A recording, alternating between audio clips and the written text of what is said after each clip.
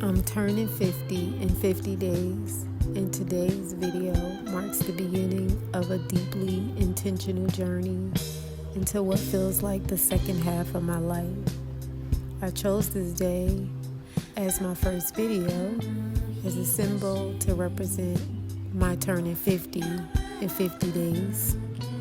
While planning, I stumbled across a YouTuber who kicked off his channel with a 50-day sprint. He didn't explain why 50, but to me, it felt like a sign, which was also fitting because I was recently introduced to a book called The Artist's Way by Julia Cameron, who speaks of the synchronicity, which is viewed as meaningful coincidences or patterns in life that offer clues about which direction to take or when to make a change. These are not just random events, but rather signs from the universe or a higher power that can help an artist or anyone working on their creative process. After 2 decades engulfing myself in healing and building a wellness company, I realized I spent so much time in the trenches of healing and nurturing others as well as myself that I lost track of who I was.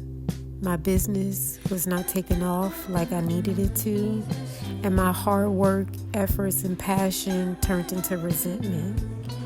I loved my work and believed it was my purpose, pouring countless hours into research and practice and sharing holistic tools and tips to everyone around me. Yet burnt out creeped in. I felt myself asking, is this still for me? In answering that question, I kept feeling like if I changed, I would be giving up or maybe even a failure. My daughter then asked me many times, Mom, you always talk about how this job or your career chose you, but did you choose it? That question resonated so deep with me, and I had to take some time to think about it, to think on it. And the realization hit me hard. I felt lost initially in the decisions that I was getting ready to make. I was abandoning what I worked so hard to build, yet I could no longer ignore the things that truly made my heart sing. So I took 2 weeks of intentional soul searching while listening to audiobooks on finances and wealth and building financial freedom to create a life that was aligned or more aligned with my true essence, which I knew what I wanted. And one of the most powerful things I learned about myself in that short period of time was that I wanted the freedom to spend my days and my nights the way that I wanted to. But how would I do this was the question. That question eventually led me back to something I always loved, which was interior design. The way a space could change your energy, your emotions, your life.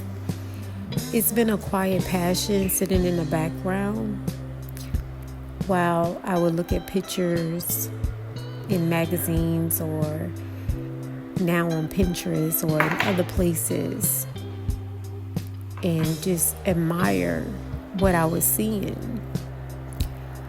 But now I feel ready to explore how can I bring healing and design together, a passion and a purpose. As I was learning, I immediately started to put things into motion, which is honestly my normal rhythm. I get an idea, I take action. So I finished a body of work that I was initially guided to help my clients and my customers. It was a book about, or it is a book about, healing. I entitled it Beyond Detox, The Hidden Keys to Healing, which I'll talk about at another time, or I'll share more on. I almost did it in about 2 weeks. I was just locked in. And turning 50 is a milestone for me. I'm grateful for every moment that led me here. And now I'm ready to align my life with who I am. When I was healing, I was forced to slow down and moved intentionally because my healing depended on it. Now I yearn for this slow life, but with ease. Slow mornings like this is where I get to set intentions, see the sunrise, drink my favorite herbal tea, and create without feeling the pressure of the world. This channel will be my visual journey,